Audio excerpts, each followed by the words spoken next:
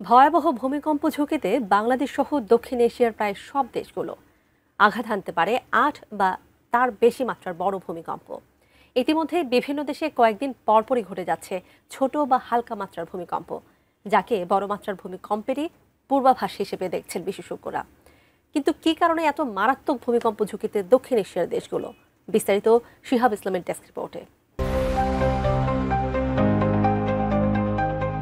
৪ December সকালে ঢাকাসহ আশেপাশের এলাকায় আবারও ভূমিকম্প অনুভূত হয়েছে। বাংলাদেশ আবহাওয়া অধিদপ্তরের তথ্য অনুযায়ী ভূমিকম্পটির মাত্রা ছিল রিক্টার স্কেলে ৪.১, যা পূর্ববর্তী ভূমিকম্পের তুলনায় কিছুটা হালকা ছিল। বাংলাদেশ আবহাওয়া অধিদপ্তরের ভূমিকম্প পর্যবেক্ষণ ও গবেষণা কেন্দ্র জানায়, এই ভূমিকম্পটি ঘটেছিল সকালে ৬টা ১৪ মিনিট ৪৫ সেকেন্ডে নরসিংদীর শিবপুরে। এর উৎপত্তি স্থল ছিল ঢাকার আগারগাঁও থেকে ৩৮ কিলোমিটার উত্তর পূর্বে।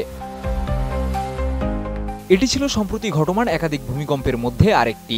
২১শে নভেম্বর বাংলাদেশের ইতিহাসে সবচেয়ে বড় ভূমিকম্প ঘটে, যার মাত্রা রিক্টার স্কেলে ছিল ৫.৭। এতে ১০ জন নিহত হওয়ার পাশাপাশি বহু মানুষ আহত হয় এবং অনেক ভবন ক্ষতিগ্রস্ত হয়। ম্যাক্স, দেশের সবচেয়ে শক্তিশালী 52.5 এন গ্রেডের পিসিসি সিমেন্ট। এর পরপরই ভূমিকম্পের পরবর্তী ৩১ ঘন্টার মধ্যে ঢাকার বিভিন্ন এলাকায় আরও ৪টি ভূমিকম্প অনুভূত হয়। এর মধ্যে ২৭শে নভেম্বর ঢাকায় ৪ মাত্রার ভূমিকম্প অনুভূত হয়। এছাড়া ২ ডিসেম্বর রাত ১২টা ৫৫ মিনিটে চট্টগ্রামে ৪.৯ মাত্রার ভূমিকম্প ঘটে, যার কেন্দ্রস্থল ছিল মিয়ানমারের মিনজিনে। বিশ্বের অন্যান্য ভূমিকম্প প্রবণ অঞ্চলগুলোর মধ্যে দক্ষিণ এশিয়া একটি বিশেষ অবস্থানে রয়েছে।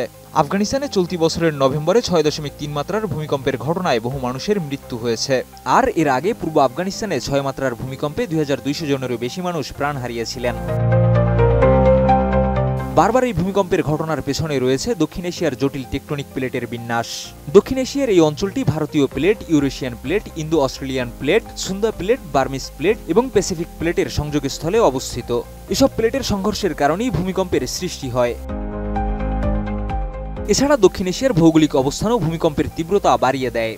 এখানে উঁচু পাহাড়, গভীর উপত্যকা এবং নরম মাটি থাকার কারণে ভূমিকম্পের শক্তি আরও বিস্তৃত এলাকায় ছড়িয়ে পড়ে। এছাড়া এই অঞ্চলের ঘনবসতি এবং পুরনো নির্মাণ কাজের মানের অভাবও ক্ষতির পরিমাণ বৃদ্ধি করে।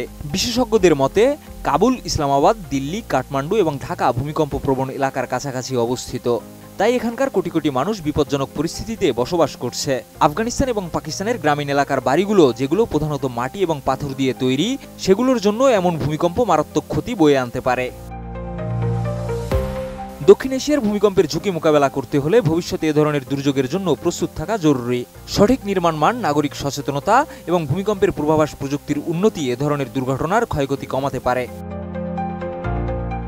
শিহাব ইসলাম, ATN নিউজ।